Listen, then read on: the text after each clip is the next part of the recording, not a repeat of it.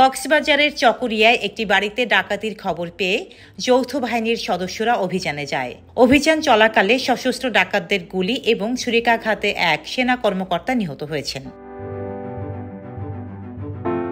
ডাকাতের হামলায় নিহত লেফটেন্যান্ট তানজিম সরোয়ার নির্জনের বয়স ছিল 23 বছর।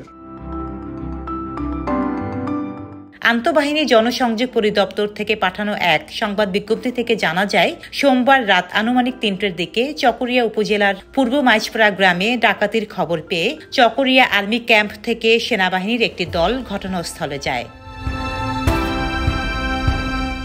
রাত আনুমানিক ৪টার দিকে মাইজপাড়া গ্রামে অভিযান পরিচালনা করার সময় ৭ থেকে ৮ জনের একটি ডাকাত দল সেনা টহল দলের উপস্থিতি টের পেয়ে পালিয়ে যাওয়ার চেষ্টা করেন। এ সময় লেফটেন্যান্ট তানজিম সরোয়ার নির্জন তাদের তাড়া করেন।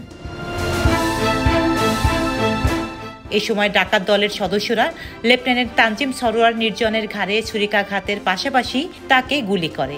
এতে তার প্রচুর রক্তক্ষরণ শুরু হয়। তাৎক্ষণিকভাবে তানজিম সরোয়ার নির্জনকে উদ্ধার করে বালুমঘাট মেমোরিয়াল হাসপাতালে নেওয়া হলে কর্তব্যরত চিকিৎসক তাকে মৃত ঘোষণা করেন।